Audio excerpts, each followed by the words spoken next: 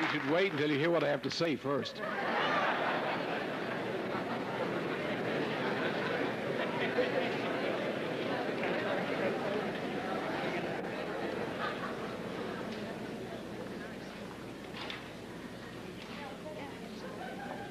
All right.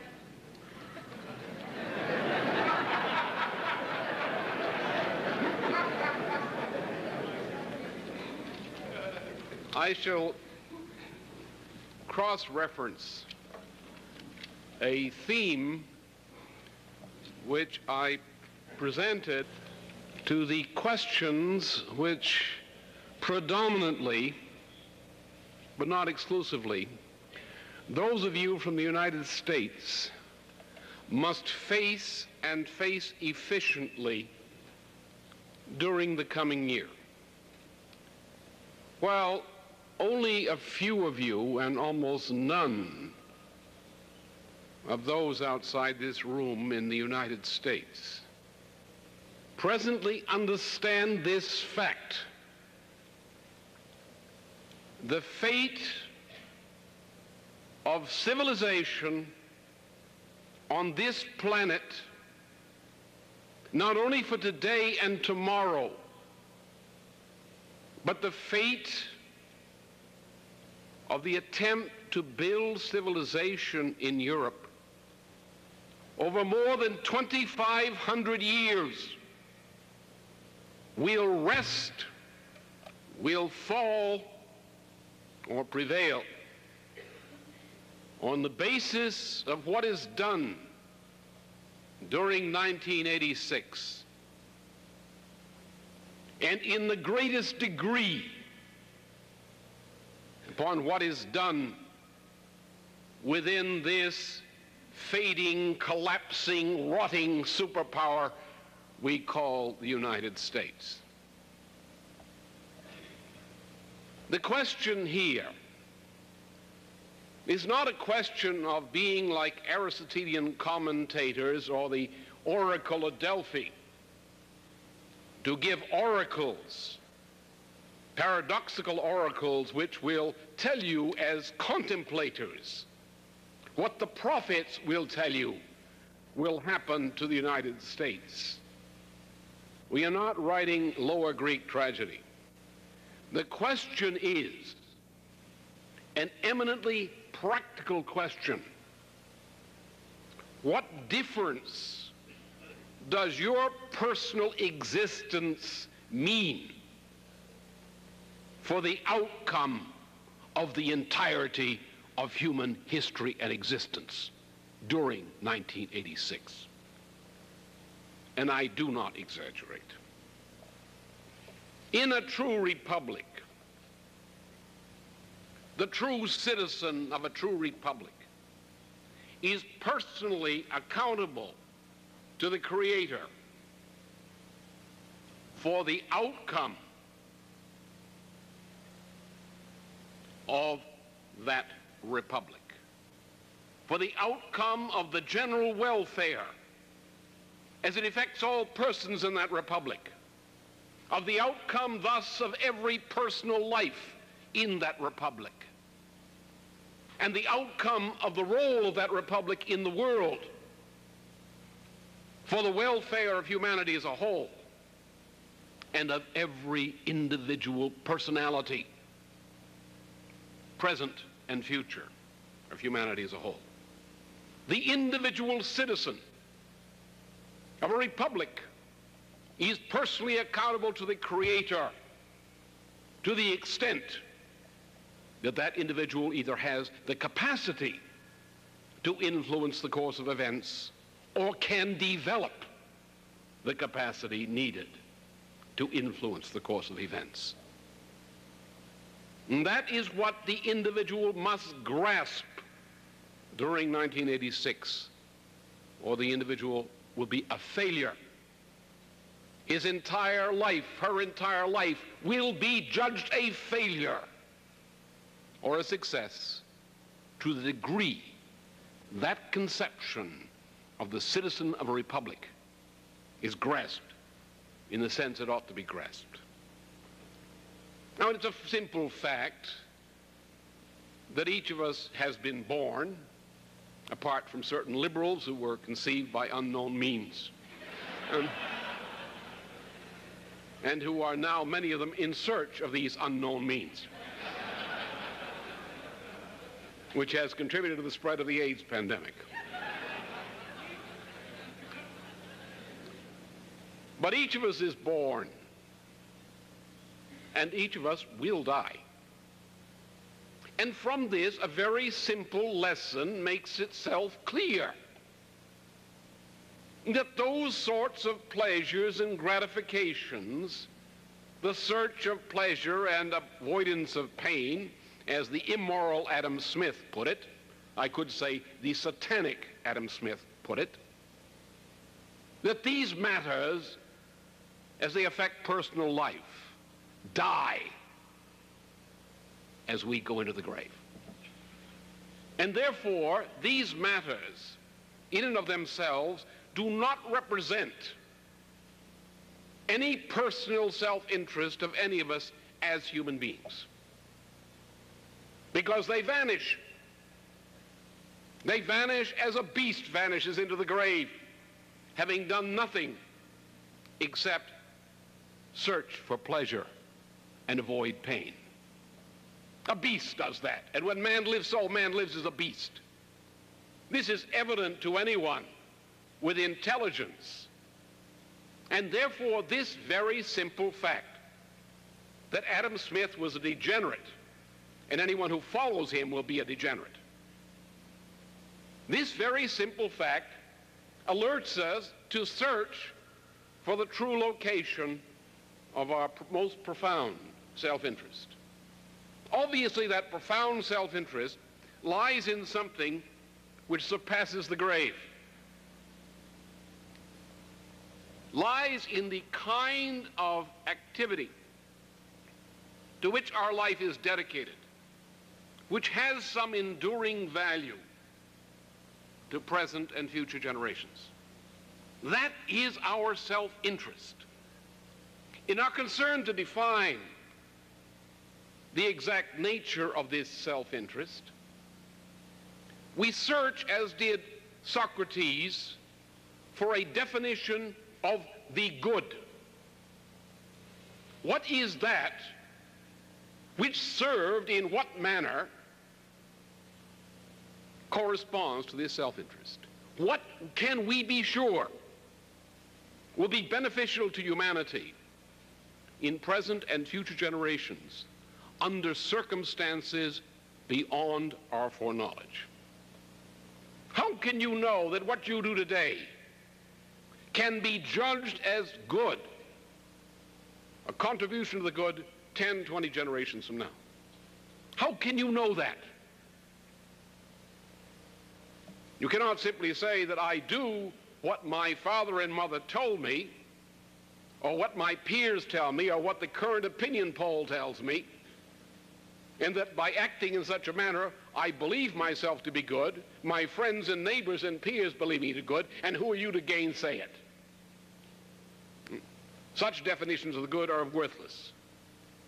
What is the good as if it were known only by one person, in defiance of the contrary opinion of every other living person? And how could that goodness be proven? That is the question which preoccupied Socrates. What is the good? Man is properly motivated by nothing but the love of the good. That love of the good and its efficient self-service is the essence of individual self-interest. Already this begins to make clear to us, even before the question of the nature of the good is satisfied. It begins to make clear to us that we as individuals are and must be instruments of something universal. That we, as the microcosm of the universe, must become an efficient agency of the macrocosm, of the development of something larger, permanent, all-encompassing, and encompassing in particular the condition and work of all humanity, that our self-interest lies not within our skins. Our only as what within in our skins is necessary to the work of our self-interest. Our self-interest lies in the good, in something universal. That is our work. That is our self-interest. And that some people have understood. What is the good? How can we observe the good empirically? Well, first we look at the difference between ourselves and the beasts.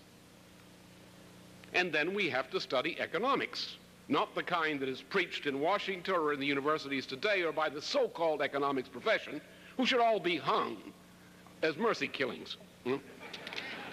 Out of mercy not only to themselves, but to the rest of the human race. But physical economy, real economy, the power of a species, of an individual, to produce the material and cultural conditions necessary for the existence of that species. And what's the difference between us and the beasts? A very simply observed distinction. Well, at least historically, if you can't observe it in the current crowd in Washington. That in the earliest condition, as asserted by the all-knowing anthropologists of mankind, it required, on the average, in the order of 10 square kilometers of the surface of the earth to sustain one individual in a very miserable condition of life. The average age, in terms of life expectancy of that individual, would be considerably less than 20 years. The existence of these small groups of individuals, sort of extended mother-dominated family groups, the old mother of the tribe, probably 28 years old, would dominate a mass of little children, squabbling children, who behaved and thought very much like beasts. And the existence of these little groups would be extremely precarious. And there could be not more than approximately 10 million such miserable creatures, living an existence more precarious than that of a tribe of baboons upon this planet. But today we have approximately 5 billion persons, and who, apart from liberals, live on a much higher level of existence than the baboons.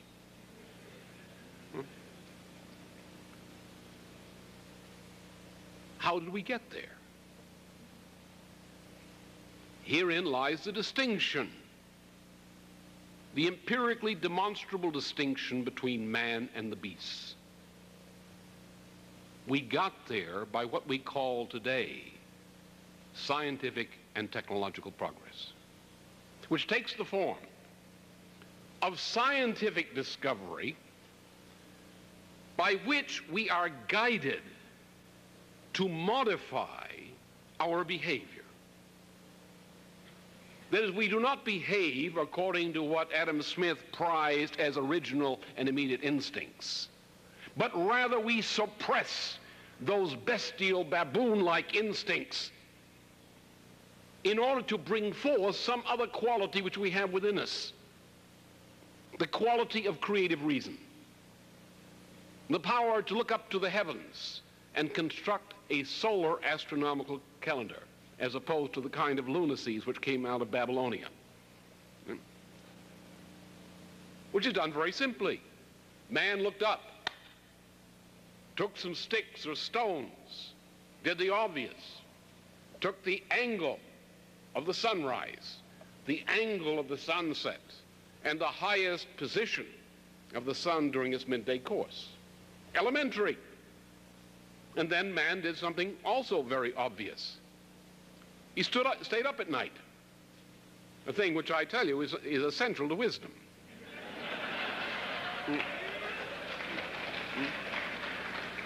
You have to wait until the world's asleep and then think about what happened. And then the next morning you've got the world off guard. That's wisdom.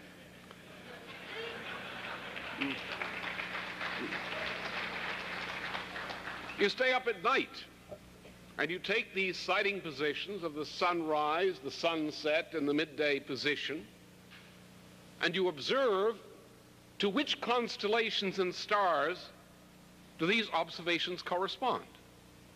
And so on stone, like these megalithic constructions which were made, dot the Brittany and Ireland and Britain, typified by Stonehenge. So you simply mark by day, and you can count the days by the sun, not by lunacy. You count the number of days. In 5 years, you discover that in the cycle of the advance and regression of the position of the sun, and man would obviously use the equinox for this dating of the calendar, that there are 365 and a quarter days approximately in one cycle called 1 year. And then you discover by the same means other cycles. A beast can't do that, nor can a liberal. Only a human being can do that.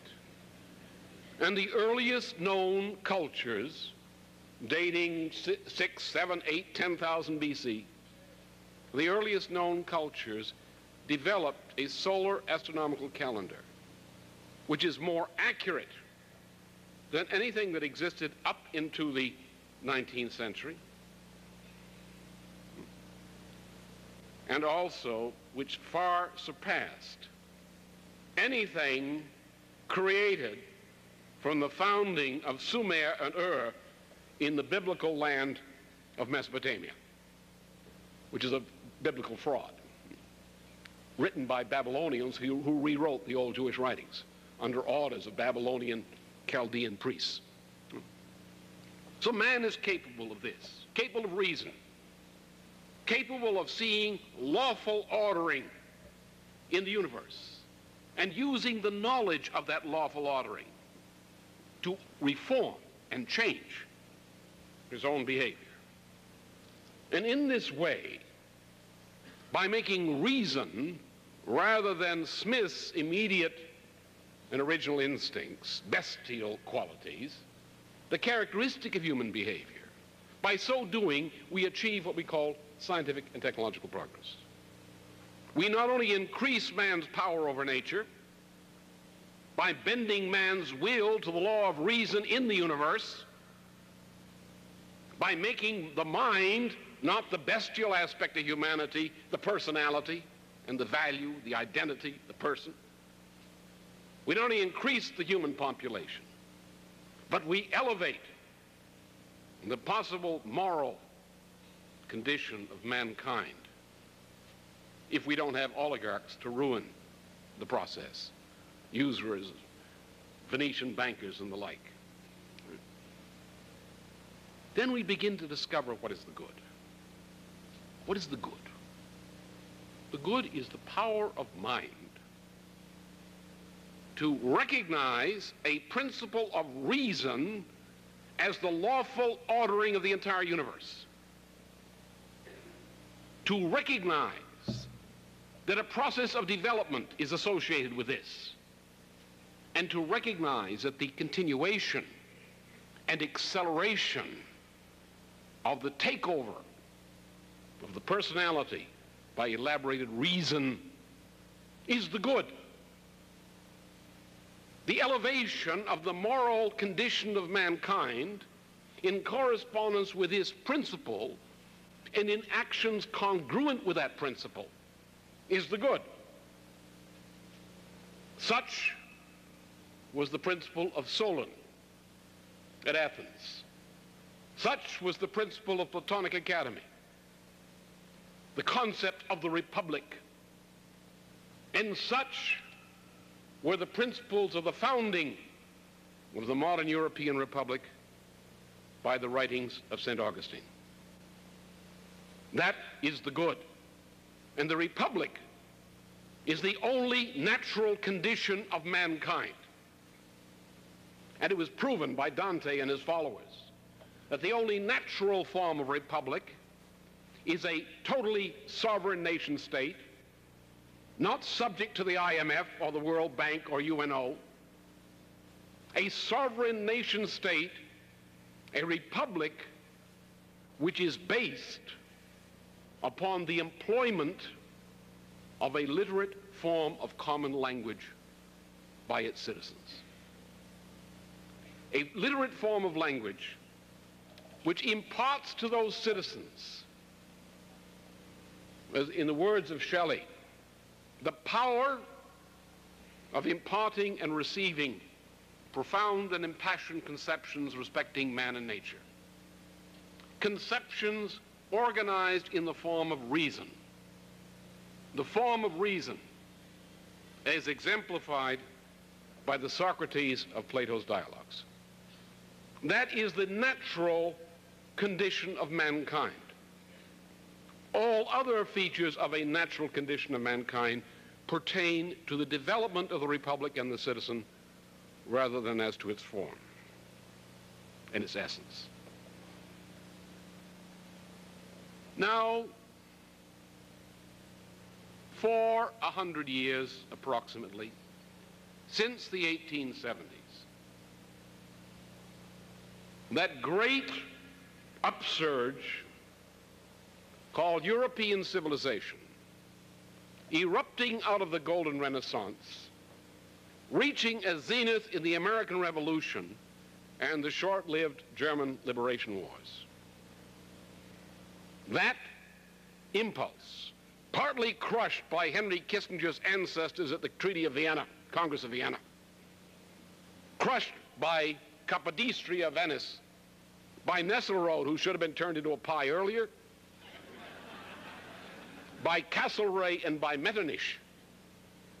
This oligarchical conception of society, certified by the Treaty of Vienna, born out of the bowels of the whore of Babylon, literally, the Chaldean form of society, the form of society of that abomination, the Austro-Hungarian Empire, of that abomination, the Ottoman Empire, that abomination, the Russian Empire, and sundry Oriental empires of similar description. That abomination, directed specifically against what were called the ideas of 1789, against the American Revolution, the idea of a democratic constitutional republic under law, governed by reason, which Henry Kissinger has avowed himself to destroy, and has done a good deal considering his limitations to do just that.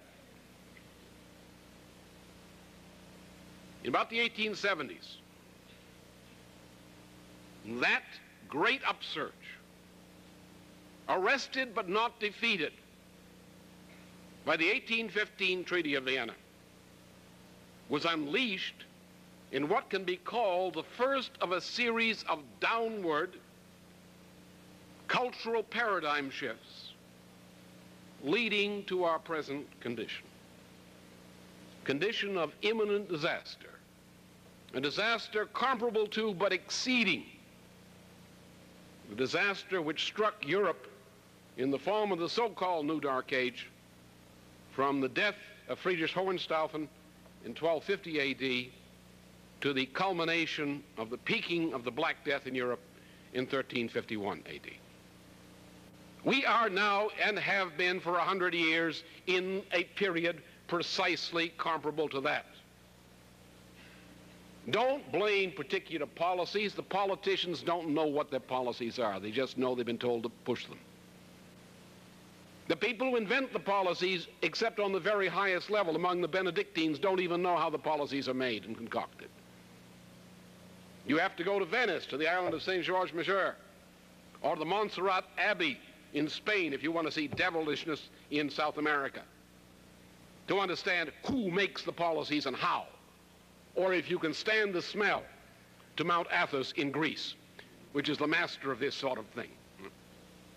But for 100 years, civilization has been sliding toward hell in a paradigm shift, and the people who have been involved day to day in engineering the policies leading to that downslide, most cases don't even know it. They just think they're doing what's right because their unconscious impulses tell them that's the right sort of That's the way right people behave. What happened essentially in the 1870s was that the United States was destroyed as a sovereign republic. The United States in the 1860s, in the course of the Civil War, had emerged as the most powerful economy and greatest military force on this planet. This transformation had been accomplished not by the means of war, which are inherently destructive. They had been accomplished by the form of mobilization of our republic by Lincoln, who himself was a profound thinker, contrary to the school books of today, and who was guided by the principles of republicanism in the deepest and purest sense, who organized a mobilization of industry, agriculture, and institutions, and infrastructure building to transform this nation and its potentialities into the most powerful economy and military capability on the face of this planet. Within 10 years, that power had been destroyed, and the sovereignty of the United States, in the truest sense, had ceased to exist. The means by which this was accomplished, which had worldwide implications and made possible every other kind of deviltry which has plagued the world in any part since, was the enactment of the predecessor of the Graham-Rudman Bill, the U.S. Specie Resumption Act of the 1870s. The act was conceived by a Congress as corrupt, or not quite as corrupt, as the present Congress, a Congress bought and controlled by the British and Swiss, a Congress governed by treason, which set out, as the authors of Graham-Rudman did, to destroy the United States. And they should have been hung as traitors, and the world wouldn't be in the mess it is in today. And some of these Graham-Rudman people ought to be hung as traitors too, because of what their action, unless reversed, will do not only to the United States, but to civilization as a whole. There is no room for toleration, for respect for such a law, because the law itself is treason. It's against the United States, and it's done in aid and comfort to the Soviet Empire. And the people who did it are well aware of that. We wonder what kind of a right-wing patriot Phil Graham is, with a Graham-sized brain.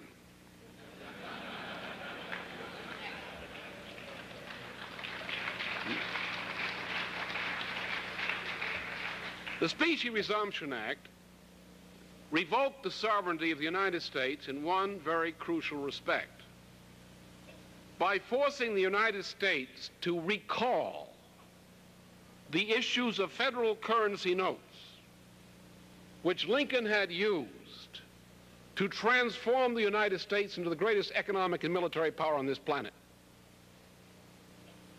The U.S. no longer controlled its currency, its public credit, or its national, state, and local debt, or the debt of its own private corporations and farms.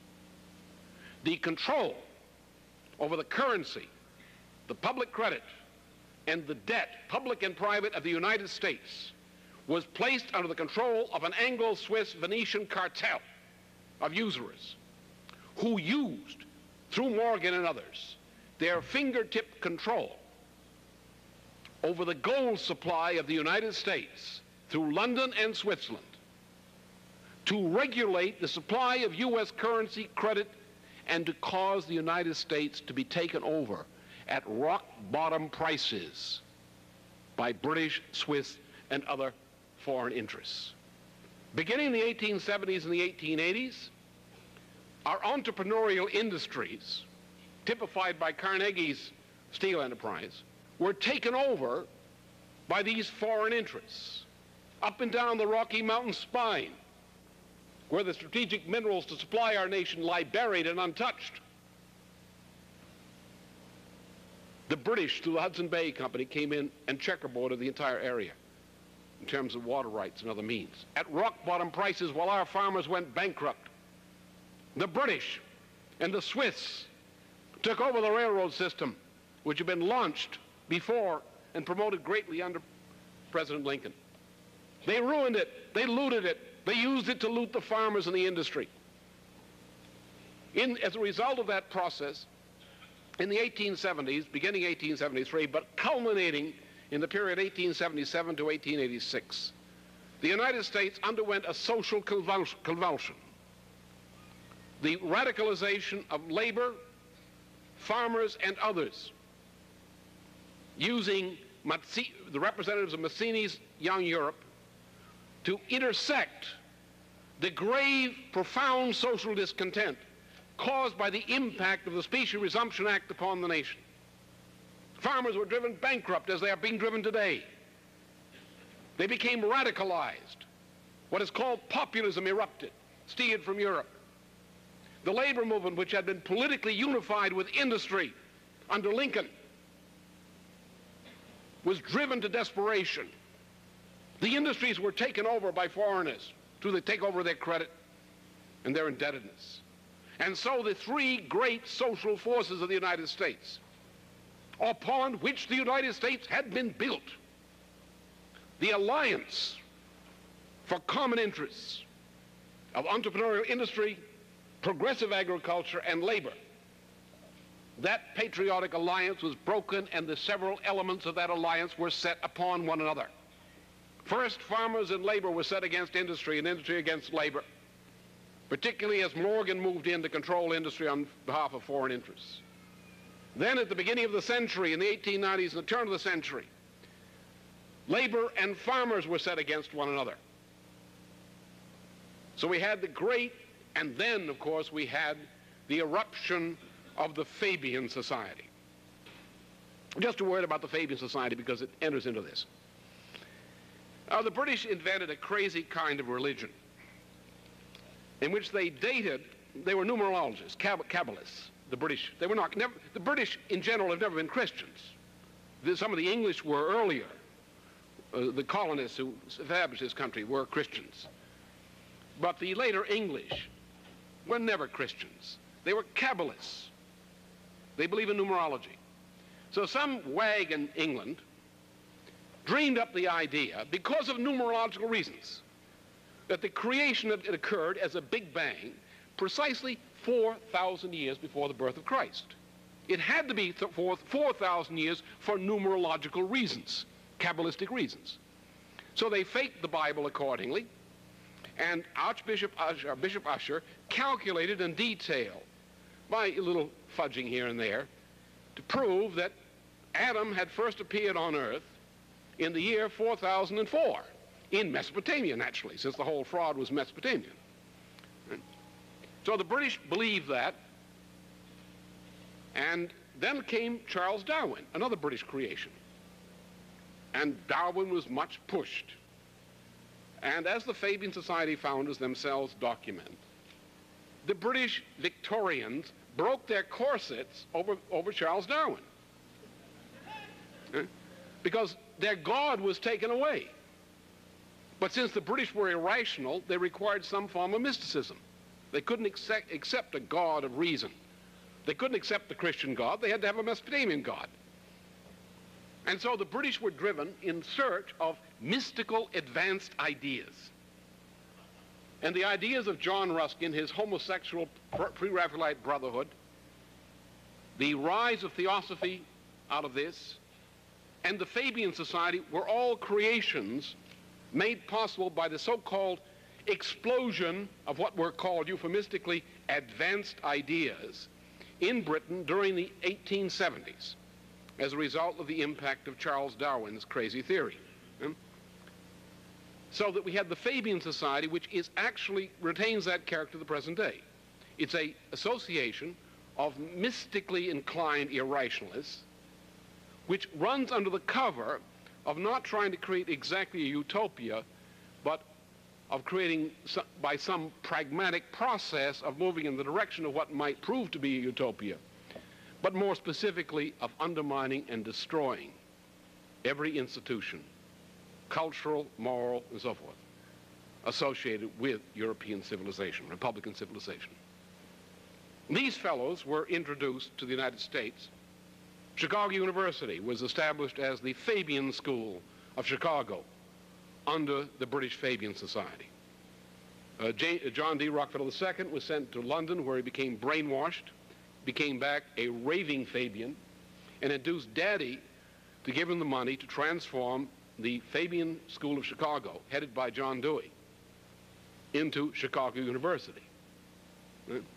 And then you had Deweyism and Chicago University have been specifically a cesspot of this particular kind of Rockefeller conduited deviltry ever since. They infested our labor organizations. The Socialist Party of America was an operation created by these people. The British Round Table was a creation of these people. The National Civic Federation, founded in the same period and incorporating the Socialist Party of America, were a direct result of Fabianism. The Council on Foreign Relations was created, again, as a subsidiary of the new form of the Round Table, London Chatham House, the Royal Institute for International Affairs, in the 1920s. And again, the labor movement, the Socialist Party of America, was assimilated in that, just as the Fabian Society of Britain was an integral part of the Round Table, which ran World War I British intelligence in the person of H.G. Wells, and which has run what is called the liberal establishment, middle-class liberal establishment of Britain ever since. So we were radicalized. By the turning point after 1870 was the assassination of McKinley by a crazy Swiss lover of Emma Goldman, who went through the Henry Street settlement house, where he was safe housed in New York City, up to kill President McKinley. Now, the significance of his act, of Emma Goldman's crowd, was that this brought into power one of the worst people who ever was in office since in the United States, President Teddy Roosevelt. One of the worst swine ever conceived on this planet. Under Teddy Roosevelt, every vestige of patriotic institution began to be destroyed systematically. The FBI was created by Roosevelt. The fellow who created for Roosevelt was called Charles Bonaparte, the Attorney General of the United States. Charles Bonaparte was the nephew of Napoleon III. And that is that'll merely an irony, that's a very clear indication of what the FBI was from the beginning. It was a Bonapartist political police force, aimed to destroy and eradicate agencies of government and private life which represented Republican institutions. Under Roosevelt, the United States underwent a change which might be called as our Edwardian period, extending from the inauguration of Teddy Roosevelt as the beneficiary of an assassination into the 1920s, an Edwardian period which ended in about 1929 to 1931. The Horatio Alger books are a typification of the shift in mentality which occurred in the United States in cultural paradigms during the first decades of this century. Sinclair Lewis has documented what might be called the American ideology as it was shaped successively by the effects of the 1870s and by the Edwardian shift inaugurated by Roosevelt and Wilson. Out of this came the Federal Reserve Institution. Out of this came a progressive destruction of American values and institutions.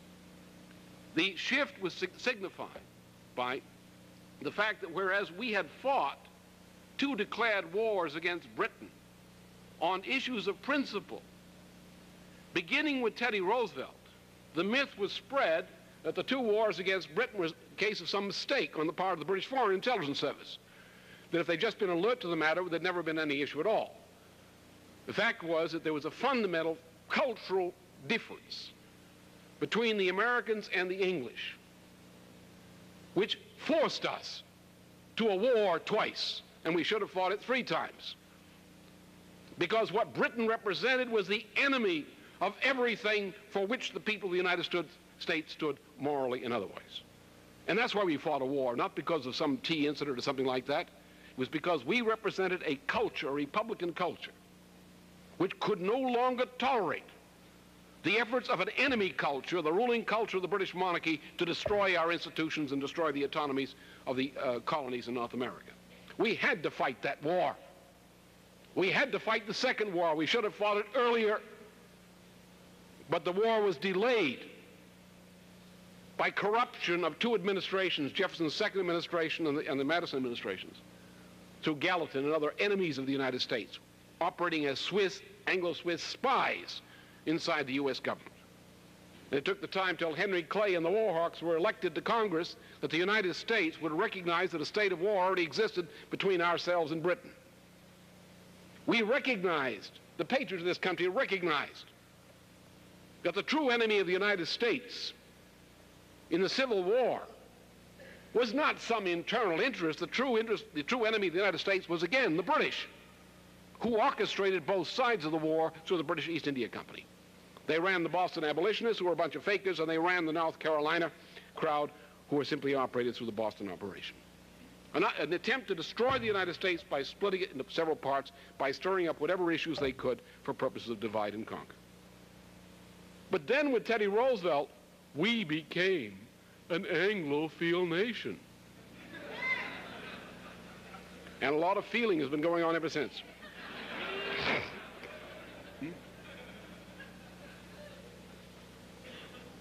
That's how we got into World War I. Now, in this process, the United States, in the period 1870 to the First World War, had 2 planetary significances.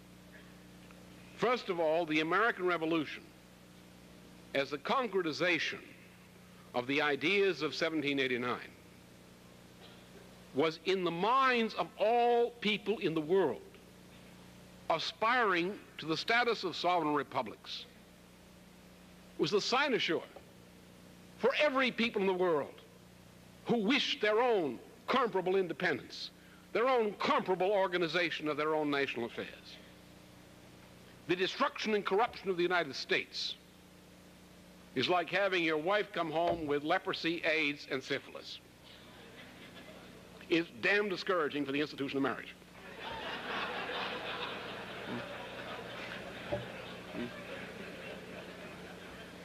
Secondly, the correlation of forces in the world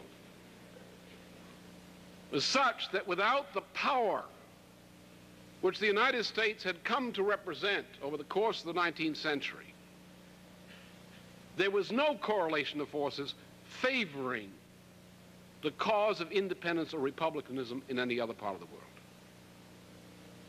With the United States transformation into an Anglophile nation, beginning with Teddy Roosevelt, and the institutionalization of the specie resumption treason of the 1870s as the 1913 Federal Reserve Act, the United States in its original form ceased to exist in terms of ruling institutions. The only element of the United States in terms of government which continued to have some patriotic and Republican character was the U.S. military. And that was pretty much corrupted. We had blue water navies and all these other kinds of things going on, which were British infiltrations. So this was a problem for the world. The cause of republicanism, as embodied in the nation which typified republicanism, the United States, was being destroyed, both in idea and in correlation of forces. A result which Henry Kissinger has publicly admired on many occasions. The United States as a nation, as a republic, existed only in the vestiges of a cultural heritage transmitted from the American Revolution, assimilated and reinforced by certain strata of immigrants who came here because they came to join the Republic. And they adapted to the Republic and became, as new converts, some of the strongest advocates of republicanism. But it was that vestige of Republican moral and cultural tradition embedded in our people over successive generations and transmitted by some people to others, which was the only thing that gave us our national character. The best exemplification of this was World War II, when we came out of a morass, disgusting condition morally as well as materially. This cultural heritage is of Americanism, American republicanism. And so for a very brief period during the war, our republicanism was called from its prison cell where it was being kept and called into action for purposes of fighting a war. And then with the death of Roosevelt, the fellows just naturally tried to put this fellow back into his dungeon right away. Get him out of the way. No war, no more. We don't need this fellow around here anymore. We don't want him. He's only good for fighting wars. And then they proceeded to launch an effort to complete the destruction of civilization. Well, the destruction of civilization was something which was also unleashed in the last part of the 19th century. John Ruskin, with his homosexual pre-Raphaelite brotherhood, the rise of theosophy, the rise of existentialism, and Friedrich Nietzsche's and Aleister Crowley's calling for a death to the age of Pisces and the dawning of the age of Aquarius, which were proclaimed by these two culprits and their accomplices at the beginning of this century. But Nietzsche said by Pisces he meant the tradition and heritage of Socrates and Christ. He meant by the age of Aquarius the age of Dionysius unleashed, which is Greek for Satan. Aleister Crowley said the same thing with a modification, that he proposed that the Christ and Socrates ought to be destroyed and permanently forgotten, eradicated from racial memory, but that the Dionysius, yes, should be invoked, but also Lucifer. So we have at the United States, the United Nations, the Temple of Understanding, which is supported by something called the Lucis Trust, which named itself Lucis out of public sensibility, thus abandoning the earlier name of this association, of which Cyrus Vance is an active member, the Lucifer Trust. So these fellas set out at the end of the last century and the beginning of this to systematically destroy civilization, to exterminate from memory and institutions the heritage of Socrates and Christ, and to bring into full bloom the bestiality of Dionysius. And we have it. It's called the rock, drug, sex counterculture. This was introduced in the 1920s, so forth, into the United States first. Aldous Huxley, Bertrand Russell were key figures in introducing this to the United States, two of the most satanic people who lived in this century. Julian Huxley was a close second to them. Hitler was a piker compared to these characters. Hitler was obvious. These people were sneaky. In the post-war period, starting with the MK Ultra project, which was a project steered from Switzerland and the United States and Britain to destroy the United States. We say the CIA was responsible for MK Ultra. CIA was not responsible for MK Ultra. The CIA was not responsible. The British were. The London Tavistock Institute ran the operation. A branch of British intelligence, the Fabian branch. It's the chief interface with the Soviet government in Britain, the London Tavistock Institute. Runs the international psychoanalytical profession. And these fellows did it. So, systematically, starting with the founding of Playboy, recreational drugs, recreational sex of all kinds, whatnot, from the beginning. And similar, and the beatniks. In 1963, a group of Russellites associated with Margaret Mead and so forth unleashed the rock, drug, sex revolution in the United States openly, together with the New Left. which had been created by the League for Industrial Democracy, a Fabian institution, and the Socialist International. These things were unleashed. Then they got us into a war. McGeorge Bundy played both sides. McGeorge Bundy started the war in Vietnam.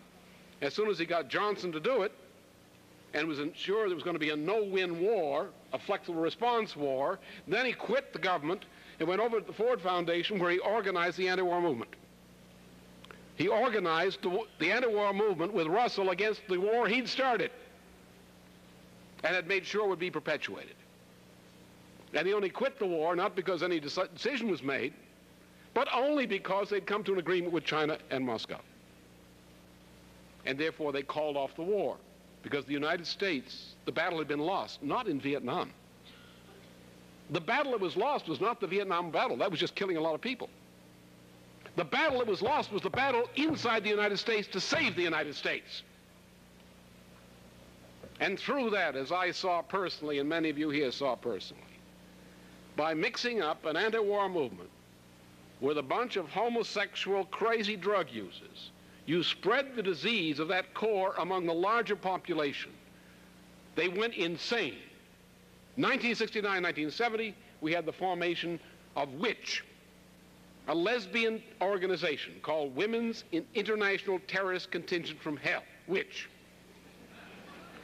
This group was created in New York City by lesbians who recruited women to lesbianism in sexual or psychological encounter session groups. They were systematically recruited into it. Homosexuality was organized in the United States. It wasn't something that sprang from the weeds or just from people who had made an unfortunate choice of mother. It sprang up because it was organized by people like Gregory Bateson, the former husband of the bisexual Margaret Mead, who herself a self-proclaimed witch, who used to clump around this aging old witch with her ISIS staff, with the witch's horns on it, probably in honor of her former husband, Gregory Bateson.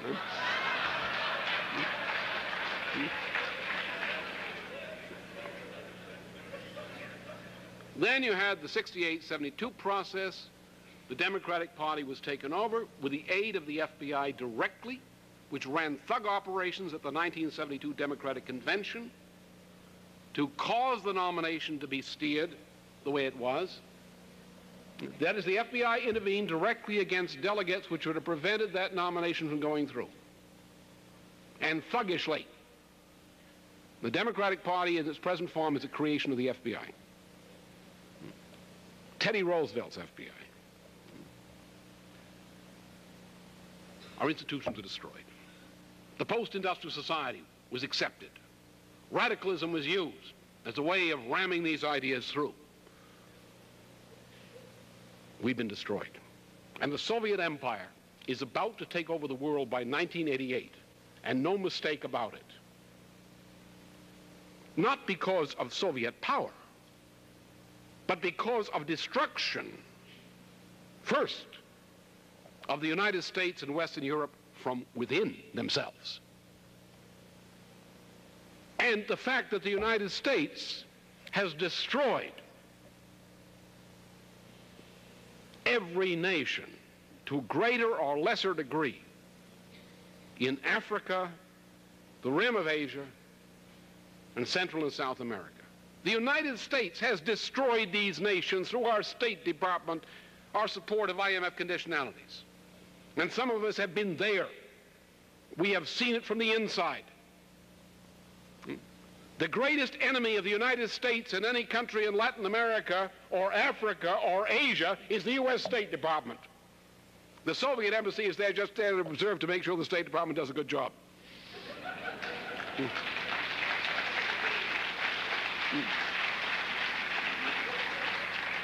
We tolerate this because we, the American people, have undergone a cultural paradigm shift.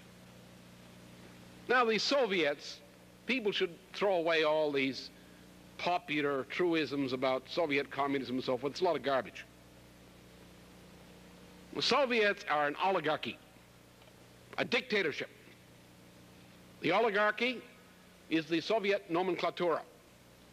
The culture and policy of the oligarchy is the same as the Russian Empire has been since at least the middle of the 15th century. The establishment of Moscow as the capital of a new world empire succeeding Rome, the final empire, the final world empire, the permanent world empire, the Russian Empire, which Soviet is merely a name for a new dynasty, replacing older dynasties which dominated Russia before with the same policy. The point is, if that culture, which is an Oriental culture, by which I mean Mesopotamian, Chaldean, if that culture dominates the world, then every vestige of heritage from Solon, from Plato, from Philo, from Christianity, will be eradicated from this planet. And all hope of human existence on this planet will then be relegated to some distant future age when the collapse of the oligarchy might create the conditions under which there might be the rebirth of a republican idea from the divine spark of humanity in some of the individuals in that distant, miserable age. That decision we made this year, because at the present rate, especially with this treasonous Graham-Rudman development, the United States, if it does not change its present policies, if it does not change the policies of the past 4 presidents, the policy drift of the past four presidents, including Reagan, and do it in 1986, the clock has run out. Now, let me just give you an idea what the Soviets are going to do. Militarily, the Soviets will be equipped, unless something goes wrong technically with their plans, which might delay them slightly, but it doesn't look as though that's happening. They'll be equipped to launch a full-scale war against the United States by 1988, to survive that war with losses no greater than those suffered in World War II, and to win that war. The deployment will be for a strike against the United States. The Soviets will deploy their strategic ballistic missile defense, which they don't want the United States to have a copy of, as part of that, which will reduce the losses according to the Sokolovsky Doctrine. The Soviets will hit Western Europe with ABC warfare, plus the use of microwave pulses against command centers of the U.S. military to turn the military commanders of NATO into a bunch of marshmallow heads, which can be done with microwave pulses. And the Soviets have already leaked the intent to do that, which is technologically feasible at the present time, which could be done. It could be done on a large scale, but they indicated they're going to neutralize by non-chemical, non-biological means, to neutralize the heads of the incumbents of NATO command posts. There's one way to do that. Zap, microwave pulses. Now, probably the Soviets won't have to go to war, because if they have the ability to win a war overwhelmingly, and the United States knows it, the United States will surrender as the price of avoiding total destruction and defeat. So the Soviets are playing it both ways. They're playing the capability to launch and win and survive a war in 1988 with the expectation that having that concrete capability, the world will surrender to Soviet terms as the price of avoiding general warfare. If that happens, if that surrender happens, let alone war, if that surrender happens, that's the end of civilization. Your children will be beasts if they exist at all. Your grandchildren will be totally beasts if they exist at all. And your life will have meant less than nothing. Your personal life. There is no foxhole into which to run from this unpleasant reality. The whole meaning of your life, everything you think is important to you, doesn't mean a thing except as you take this efficiently into account. Now, our job in 1986 is to reverse that. We have some help. The Pope. Now, this is so-called Protestant country, and that causes a lot of ripples. But that's a fact. I don't see anything from the Protestant churches. Maybe a few isolated ministers here and there in their congregations. But the World Council of Churches, the National Council of Churches, and everything associated with it is filth almost as bad as the Soviets, or worse. They're a bunch of heathen anyways. What difference does it make? They're not Christian. You don't see anything from inside the U.S. political parties, except a few mavericks who whisper to us behind doors, back doors at night, when they're sure they won't be overheard. We also have some other help. We have countries a little more rational than the United States, such as Peru. You have, finally, something that we've been looking at for over 10 years. This international monetary system was insane. The Pope said it, the other Pope said it was insane in 1967. Buffalo and Progressio should have been destroyed. We said it was insane. The non-aligned nation movement agreed solemnly on 2 occasions that it was insane, but then did nothing about it. But now, the time has come when to these nations who have governments have been willing to trade away everything for retaining their political power in government, their careers. Well, the time has come. They can no longer do that. Because there's nothing. There's nothing. They can turn themselves into roast beef. It's the only way to pay the bill. It's the only way they pay. So you have corrupt governments like Brazil, which makes noises in that direction, betrays its enemy, it betrays its friends in order to placate its enemies and get a better deal from the enemy. See, look, what's the price of treason? We are threatening to have a debt moratorium.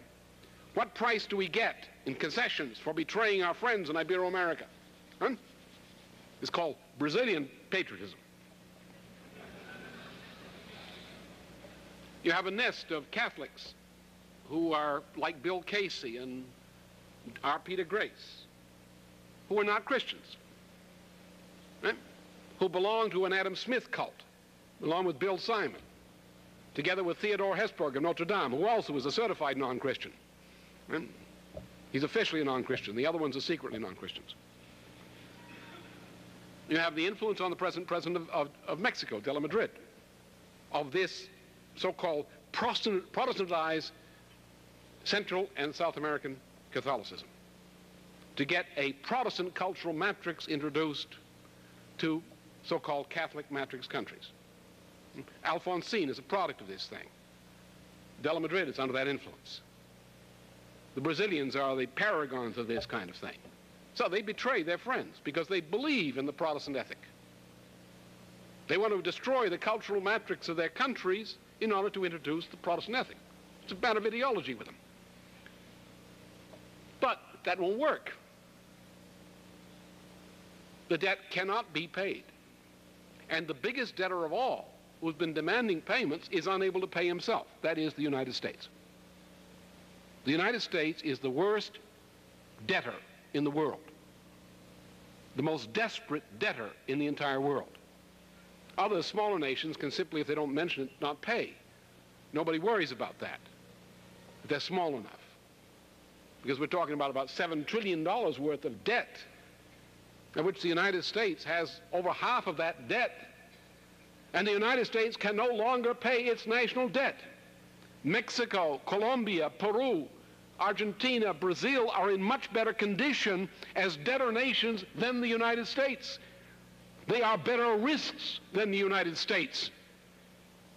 Because the United States has been propped up for 3 years only by looting these nations.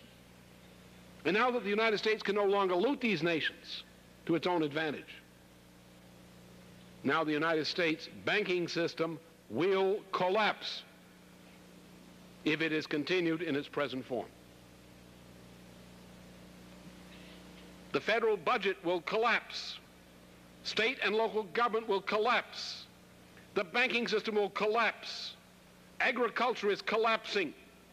Employment will collapse with all that attends. The military power of the United States will be devastated. On the Graham-Rudman, the military expenditure of the United States will be cut by 1/2. That's the best estimate we have so far. Now, what is the Soviets going to do about this? They're going to take over. And every friend of the United States, Germany, Italy, France, so forth, will run like Israel has already run. Israel is already a satrapy of the Soviet Union. Right? So when the Soviets send terrorists, thank the Israelis, because they're involved in it, particularly Sharon's crowd. We are being destroyed. The only chance we have is the combination of the impact of the actions of the Pope in the context and the policies of the Extraordinary Synod, the eruption of a new movement sparked and identified with Alan Garcia of Peru among developing nations, which is having a spreading impact around the world. It's the first time in the entire period that a nation has stood up and done something about this thing, that a president has had the courage to do it when he's outnumbered in his own country. He's had the courage. No other president, no other head of state in the entire past 20 years has had the guts to do that. This has changed things in the world and our efforts. That's all there is. Oh, there are people who are, not just us, there are people all over the world who are the numerous force that's going to make the change. Helga can tell you about that in terms of the Patrioten für Deutschland. A group we found there actually are some patriots in Germany. Not too many, but they exist. And some of them have courage. There's a suspicion that an organization, Patriots for France, might appear in some form in the not distant future.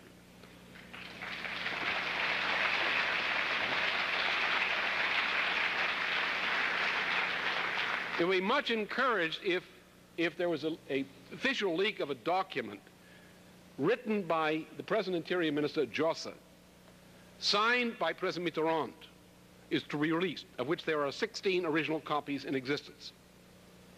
This document reports that in the matter of Greenpeace, the ship down there, the Angel, that this operation was ordered by President Mitterrand and Josse over the objections of the French intelligence services. Josse, with his orders countersigned personally by President Mitterrand, ordered the French secret services to run an operation which the French secret services thought was a foolish way to deal with the problem. Not they were against sinking the ship. I'm not against sinking the ship. I'd have sunk it too. But I wouldn't have done it in that way, in that harbor.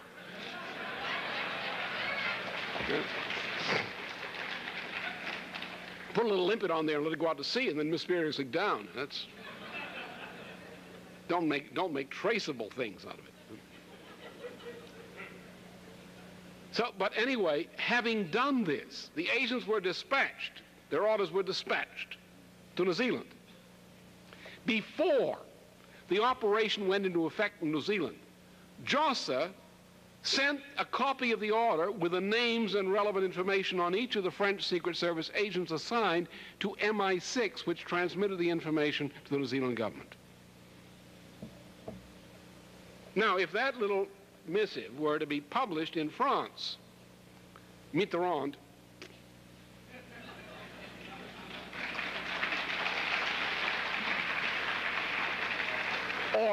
would adapt and give away everything, including Josse. He shipped Josse back to a Soviet gulag or someplace like that, and give the Gaullists, i.e. Chirac's crowd, everything they wanted, simply to hold on to his seat in office. Because there's one thing Mitterrand believes in, and his personally being the president of France, no matter what his policies are.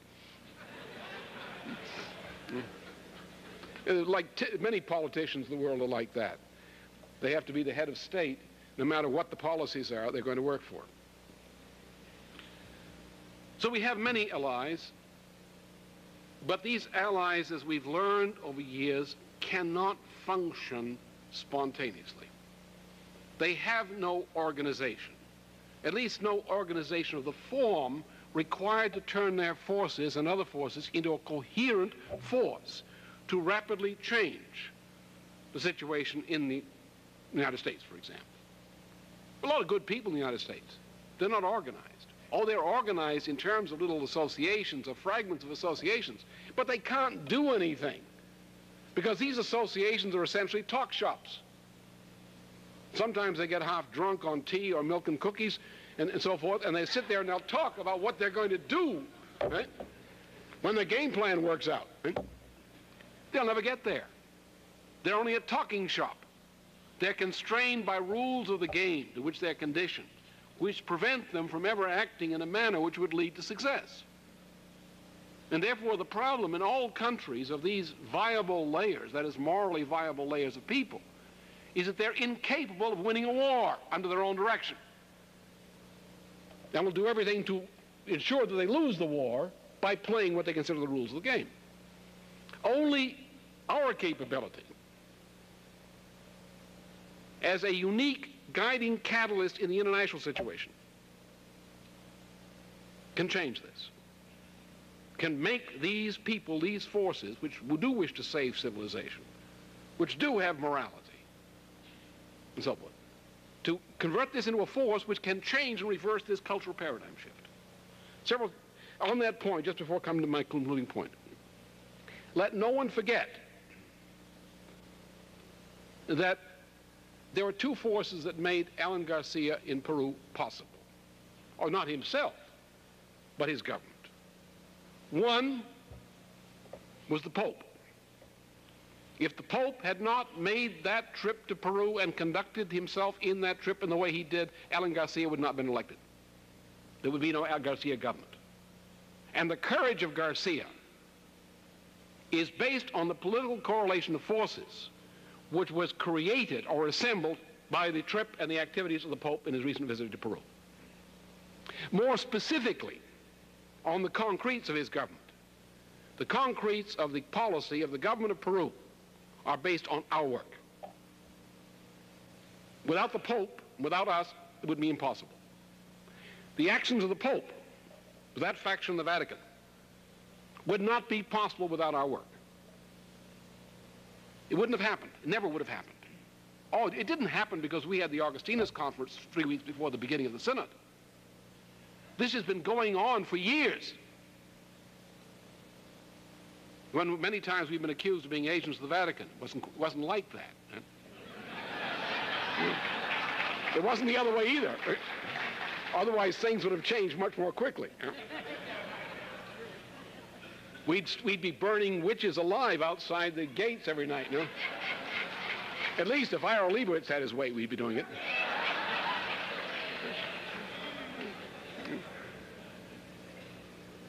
We have this power. The power is not in any magic recipe. The power is simply the fact that we as a philosophical association defy all so-called approved rules of the game, defy so-called respectable authorities, have no respect for the so-called sanctity of a public figure if he's a scoundrel, because we have the honesty to see things as they are, not merely from an immediate narrow standpoint, but from an historically informed standpoint, rooted in the tradition of our predecessors of the great Renaissance in Greece and Athens, originating in the Ionian republics, in the reforms of Solon and the work of Socrates and Plato in their circuit, and in the work of Philo in Christianity, and most immediately, the fact that all of us in Europe and in the Americas, to the extent that we have something beside a Babylonian disease in our culture, the only culture we have comes from the Augustinian Revolution at the beginning of the 5th century AD. Everything we have comes from there. It's embedded in us, if we can find it, unless we got some Babylonian disease like our liberals do. That our power lies entirely in the fact that we base ourselves upon an attempt to more deeply understand and to replicate as if they were alive today, under today's conditions, today's circumstances, to replicate what Solon, what Socrates, what Plato, the Christian apostles, and St. Augustine and the Golden Renaissance did before us, what Leibniz did before us, what the American Revolution around Franklin did before us, that we identify ourselves with the idea of the good, that our existence is a benefit of the good as enhanced by these predecessors, that in that sense they live in us. And if we are conscious thus of ourselves, we can act as if they were still alive. We can mediate their good and perhaps add a bit of our own to the crisis of today. Now, St. Augustine's cultural paradigm worked. This convert of Ambrose's, in the greatest calamity in Italy, then in memory, a single man with a group of people around him in the worst calamity, the destruction, unleashing of a dark age, said, fine, the old Rome which was corrupt is now dead. Therefore, we now build the new society, the city of God, the Republic. This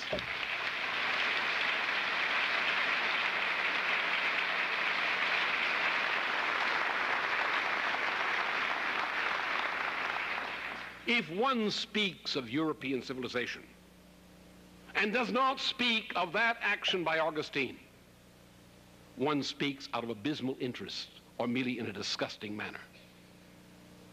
This order of Augustine's was destroyed during the Great Dark Age of the last part of the 13th and the first part of the 14th century. It was recreated through a program by a single individual in a circle, Dante Alighieri, who formulated institutions of language, beauty, and statecraft, which, used by the conspiratorial network of Petrarca from Avignon, led to the unleashing of the Golden Renaissance, without which the United States at its best could never have existed. And everything good in the world which has happened in Europe and the Americas is a result of the work done by a relative handful in the 15th century, a relative handful of people who organized the Golden Renaissance. The Americas was in a dismaying condition at the end of the 17th century as a result of the Andros and similar events. Again, a tiny handful of the collaborators of Cotton Mather and of his protege, Benjamin Franklin, this handful conducted a cultural revolution inside the United States through the development of a postal system and newspapers and so forth, in collaboration with Europe, with Leibniz's circles in Europe, and created, in a period of 70 years, created the United States, a handful of individuals. In Germany, the Liberation Wars, a handful of individuals who dedicated to the idea of a cultural renaissance, basing themselves consciously upon the greatest of their predecessors in such enterprises, employing the principles learned by studying the work and the circumstances of work of their predecessors. Our essential role today lies in that respect.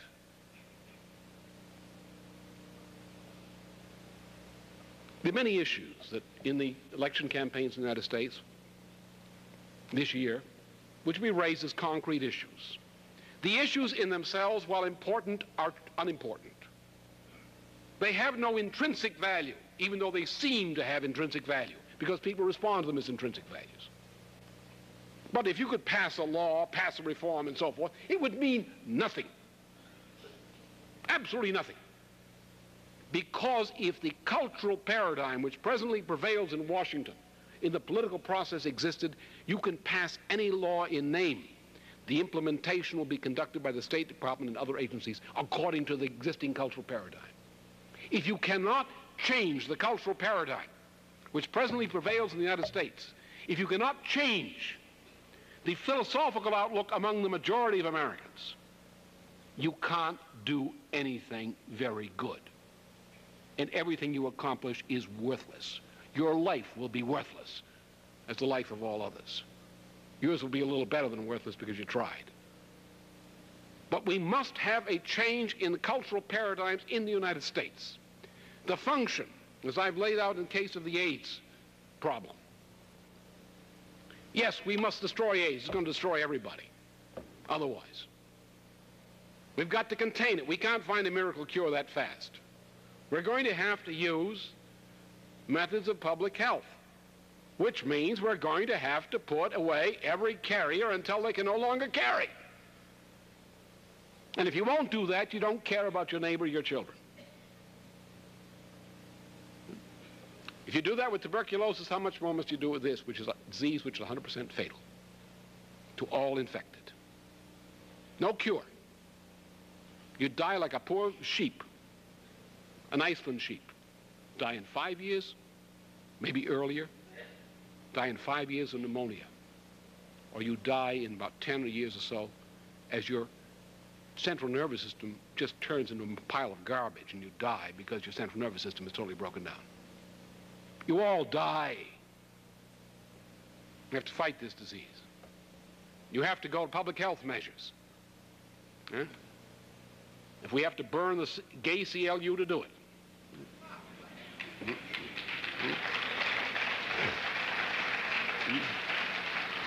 But what is it worth to fight AIDS if there are no human beings to survive that victory?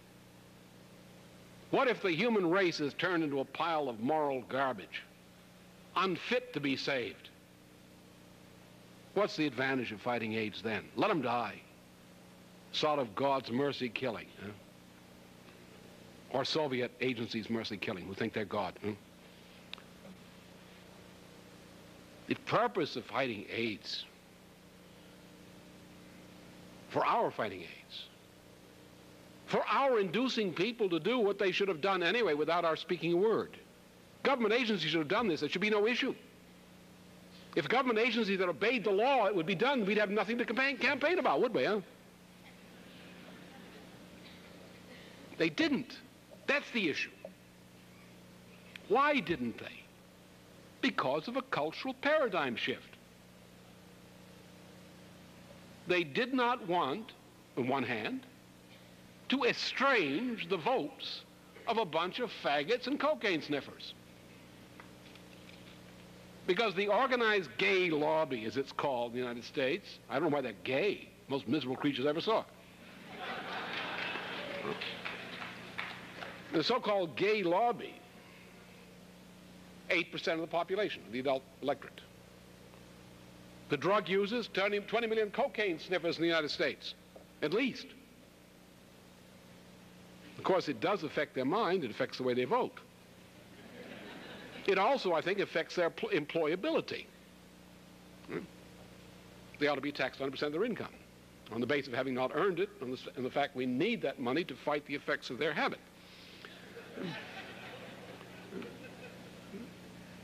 But the issue, more deep issue is the government and the people, the general electorate, in terms of the political machines of this country, have no morality. Here is a question which was settled in the middle of the 14th century and afterward. The question of public sanitation on issues of epidemic and pandemic disease. Every government of the world is well informed of that and the penalties of not invoking that policy. We have statute on the book, on the federal government, on the state and local levels throughout the country on this matter. The decision to be made on AIDS should have been automatic. Anybody who did not make that decision acted in defiance of the law and should be accountable for any person infected. That is, if you're infected, one member of your family dies of AIDS or is infected with AIDS, you should be able to sue members of the federal government personally for millions of dollars in each case. Damages. Because it was their negligence, willful negligence, in defiance of statute which caused this, not the law. The law was fine. If they'd followed the law, your friend wouldn't have been infected with AIDS. What was the problem? The problem was the cultural paradigm shift. Someone comes up and says, yeah, but you can't interfere with the civil rights of an AIDS victim. What the devil is this? You can't interfere with an AIDS victim killing hundreds of people by spreading the disease to hundreds of people, which will kill them during the period before he himself dies. So therefore, shouldn't we allow people with guns to go out and shoot people as they choose? Isn't that a matter of their civil rights of gun carriers? Or if you've got an axe, you can't aim too well and you just have an axe or a broadsword, shouldn't we allow people with broadswords and axes to go out and kill people indiscriminately as they choose, as a matter of their civil rights? Where'd this nonsense come from? Oh, we don't want to offend the gays. Gays are sensitive to their civil rights. This will lead to discrimination against gays. They're already beating up gays with baseball bats around the country. Now, children are going to playgrounds. They go with baseball bats and they find one of these gays, they're pederasts trying to recruit children. They take their baseball bats and they kill them. Or beat them up pretty bad. And they'll kill one sooner or later. Chicago, they're beating up gays who are hanging around certain schools, pederasts. Children go out with baseball bats and beat them up. Which is perfectly moral. They have the civil rights to do that. It's a matter of children's civil rights. The issue here is not the AIDS as such. The issue, that'll destroy us, yes. But the higher, more important issue is the fact that we don't have the morality to cope with a whole range of problems of this type. That the U.S. government is immoral. That the U.S. people are, by omission, immoral, unfit to exist morally on these grounds.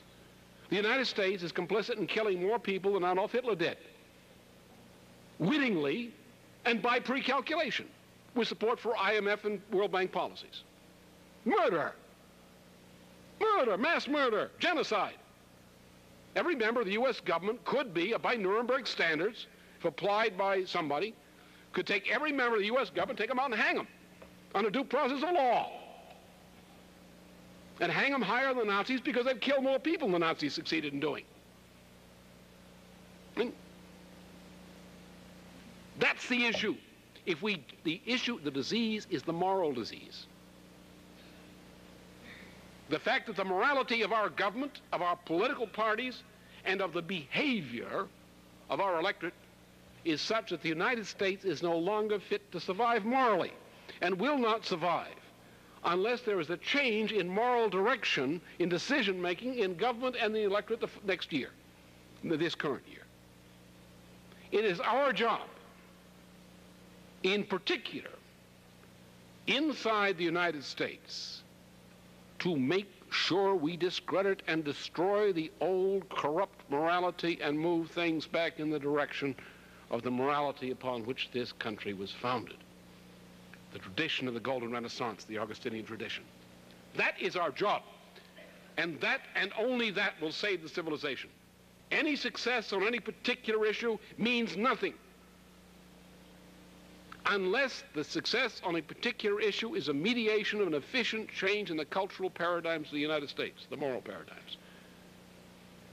Only if we, United States, and nations associated with us, become during 1986, once again, morally fit to survive, only under that condition will we survive? The fate, the biblical fate of Sodom and Gomorrah hangs over us. The year of decision is 1986, approximately.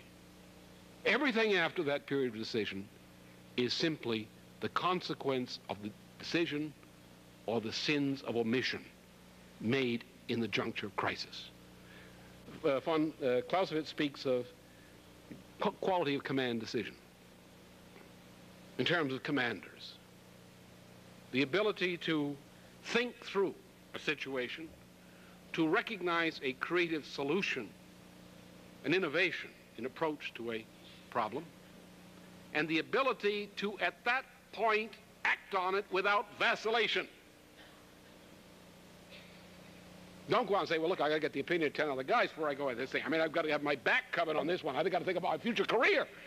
I want to think how this is going to look in Washington. Right? I can't make this decision right now. I got to check it out through channels. Right? Right? Boy, Soviets loved those kinds of U.S. commanders. They walk through them like butter while they're still making up their minds, waiting for the paper to fly back and forth. The Soviets take over. Now, that kind of command decision is not peculiar, or not properly peculiar to commanders. That type of command decision is peculiar property to each of you, who is also a much bigger commander than any military commander. Because each of you, as a citizen, is implicitly morally responsible for the present and future of the entire human race. That is where your command lies.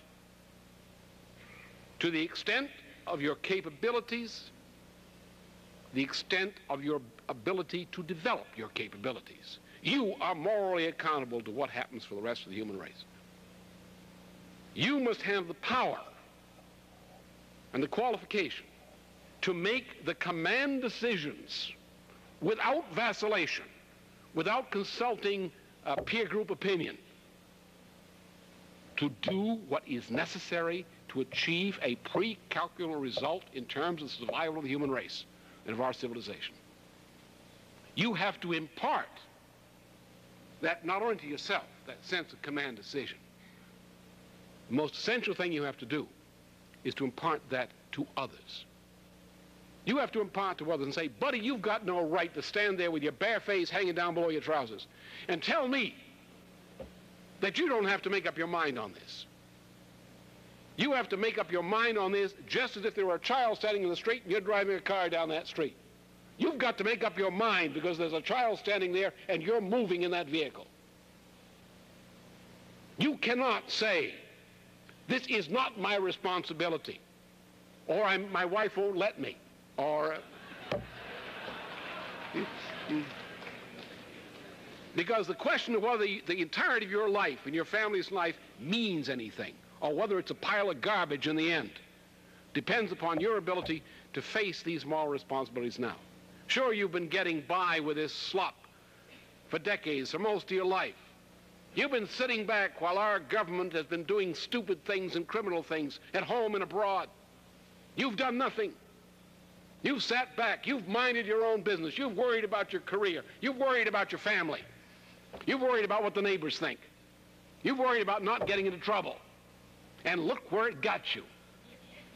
It got you right up to the point you're about to lose everything, not only everything, but you're about to lose any significance to the fact that you might ever have existed.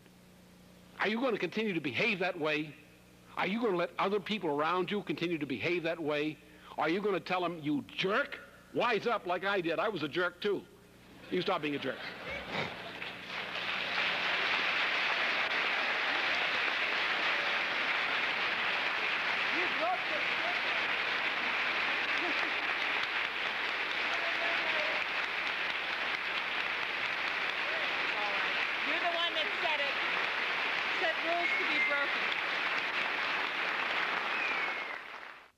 Up at night and you take these sighting positions of the sunrise, the sunset, and the midday position, and you observe to which constellations and stars do these observations correspond. And so on stone, like these megalithic constructions which were made, dot the Brittany and Ireland and Britain, typified by Stonehenge. So you simply mark by day, and you can count the days by the sun, not by lunacy. You count the number of days. In 5 years, you discover that in the cycle of the advance and regression of the position of the sun, and man would obviously use the equinox for this dating of the calendar, that there are 365 and a quarter days approximately in one cycle called 1 year. And then you discover by the same means other cycles. A beast can't do that, nor can a liberal. Only a human being can do that. And the earliest known cultures, dating 6, 7, 8, 10,000 BC, the earliest known cultures developed a solar astronomical calendar, which is more accurate than anything that existed up into the 19th century, and also which far surpassed anything created from the founding of Sumer and Ur in the biblical land of Mesopotamia, which is a biblical fraud, written by Babylonians who rewrote the old Jewish writings under orders of Babylonian Chaldean priests. So man is capable of this, capable of reason, capable of seeing lawful ordering in the universe and using the knowledge of that lawful ordering to reform and change his own behavior. And in this way, by making reason rather than Smith's immediate and original instincts, bestial qualities, the characteristic of human behavior, by so doing, we achieve what we call scientific and technological progress. We not only increase man's power over nature by bending man's will to the law of reason in the universe, by making the mind not the bestial aspect of humanity, the personality and the value, the identity, the person. We not only increase the human population, but we elevate the possible moral condition of mankind if we don't have oligarchs to ruin the process, usurers, Venetian bankers and the like. Then we begin to discover what is the good. What is the good? The good is the power of mind to recognize a principle of reason as the lawful ordering of the entire universe. To recognize that a process of development is associated with this. And we search, as did Socrates, for a definition of the good. What is that which served in what manner corresponds to this self-interest?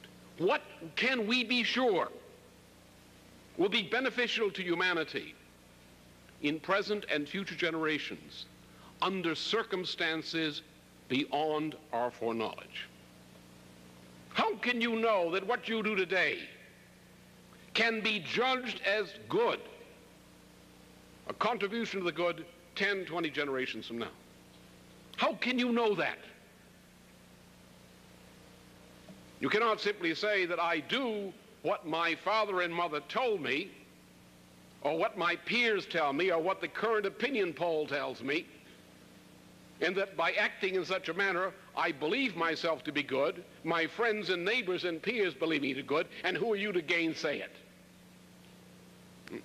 Such definitions of the good are worthless. What is the good as if it were known only by one person, in defiance of the contrary opinion of every other living person? And how could that goodness be proven? That is the question which preoccupied Socrates. What is the good? Man is properly motivated by nothing but the love of the good.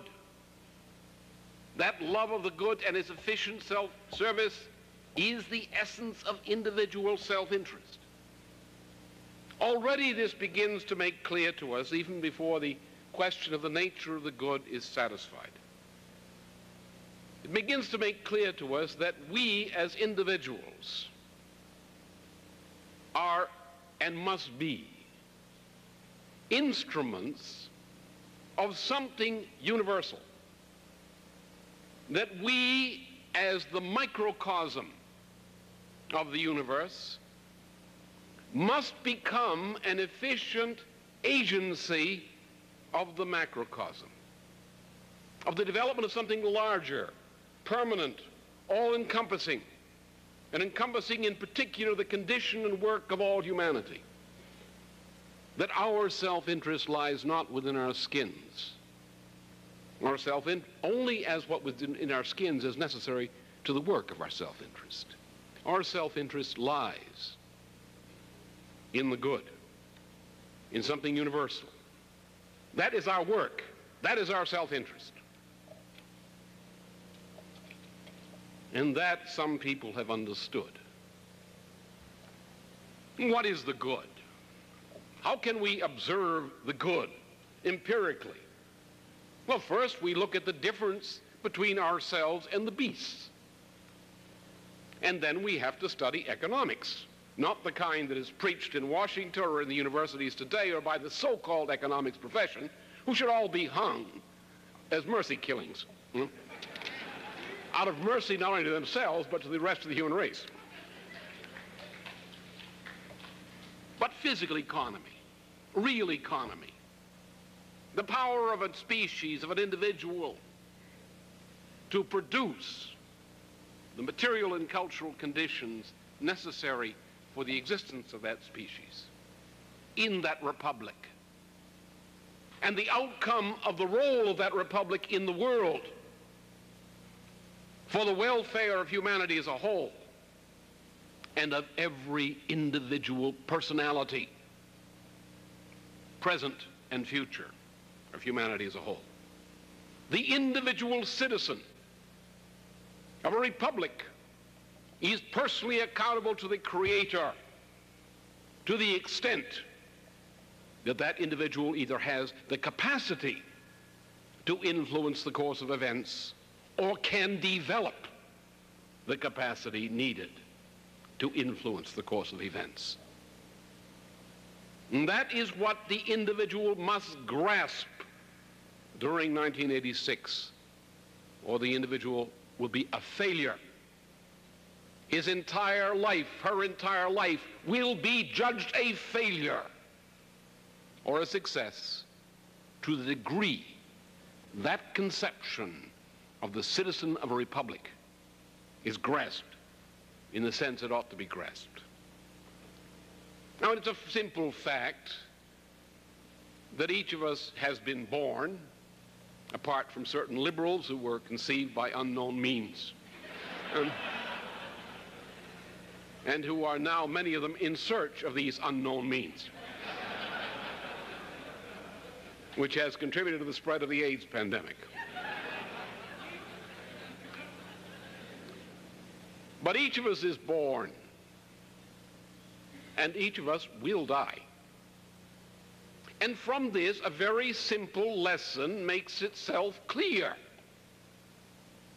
That those sorts of pleasures and gratifications, the search of pleasure and avoidance of pain, as the immoral Adam Smith put it, I could say the satanic Adam Smith put it, that these matters, as they affect personal life, die as we go into the grave. And therefore, these matters, in and of themselves, do not represent any personal self-interest of any of us as human beings. Because they vanish. They vanish as a beast vanishes into the grave, having done nothing except search for pleasure and avoid pain. A beast does that. And when man lives so, man lives as a beast.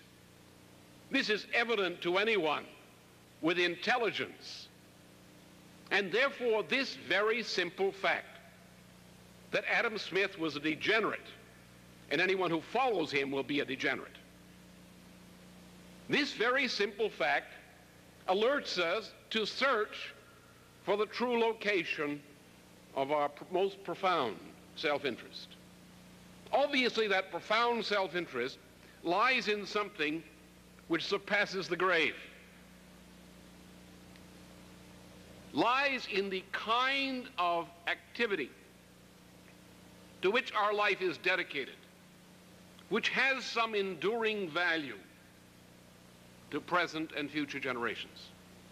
That is our self-interest. In our concern to define the exact nature of this self-interest, you should wait until you hear what I have to say first.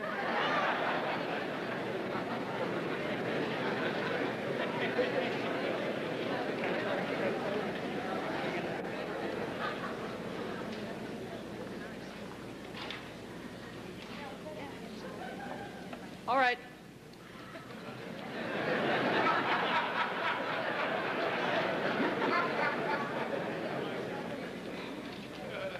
I shall cross-reference a theme which I presented to the questions which predominantly, but not exclusively, those of you from the United States must face and face efficiently during the coming year.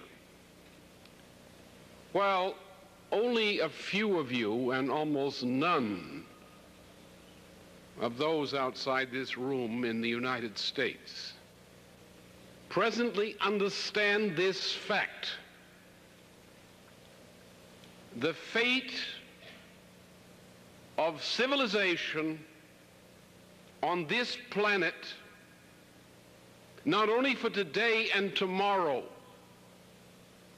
but the fate of the attempt to build civilization in Europe over more than 2,500 years will rest, will fall, or prevail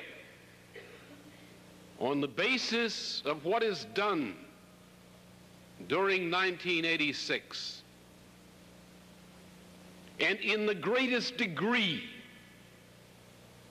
upon what is done within this fading, collapsing, rotting superpower we call the United States. The question here is not a question of being like Aristotelian commentators or the Oracle of Delphi, to give oracles, paradoxical oracles, which will tell you as contemplators what the prophets will tell you will happen to the United States. We are not writing Lower Greek tragedy. The question is an eminently practical question. What difference does your personal existence mean for the outcome of the entirety of human history and existence during 1986? And I do not exaggerate. In a true republic, the true citizen of a true republic is personally accountable to the Creator for the outcome of that republic, for the outcome of the general welfare as it affects all persons in that republic, of the outcome thus of every personal life. And what's the difference between us and the beasts? A very simply observed distinction. Well, at least historically, if you can't observe it in the current crowd in Washington. That in the earliest condition, as asserted by the all-knowing anthropologists of mankind. It required, on the average, in the order of 10 square kilometers of the surface of the Earth to sustain one individual in a very miserable condition of life. The average age, in terms of life expectancy of that individual, would be considerably less than 20 years. The existence of these small groups of individuals, sort of extended mother-dominated family groups, the old mother of the tribe, probably 28 years old, would dominate a mass of little children, squabbling children, who behaved and thought very much like beasts. And the existence of these little groups would be extremely precarious. And there could be not more than approximately 10 million such miserable creatures, living an existence more precarious than that of a tribe of baboons upon this planet. But today we have approximately 5 billion persons, and who, apart from liberals, live on a much higher level of existence than the baboons.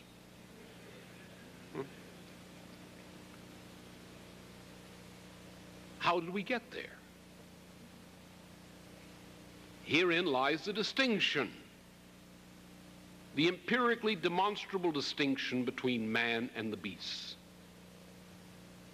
We got there by what we call today scientific and technological progress, which takes the form of scientific discovery by which we are guided to modify our behavior. That is, we do not behave according to what Adam Smith prized as original and immediate instincts, but rather we suppress those bestial baboon-like instincts in order to bring forth some other quality which we have within us, the quality of creative reason, the power to look up to the heavens and construct a solar astronomical calendar, as opposed to the kind of lunacies which came out of Babylonia, which is done very simply. Man looked up, took some sticks or stones, did the obvious, took the angle of the sunrise, the angle of the sunset, and the highest position of the sun during its midday course. Elementary. And then man did something also very obvious. He stayed up at night, a thing which I tell you is essential to wisdom.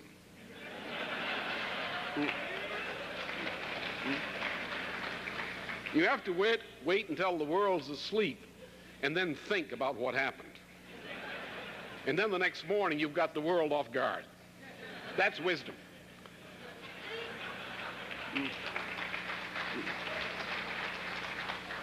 You stay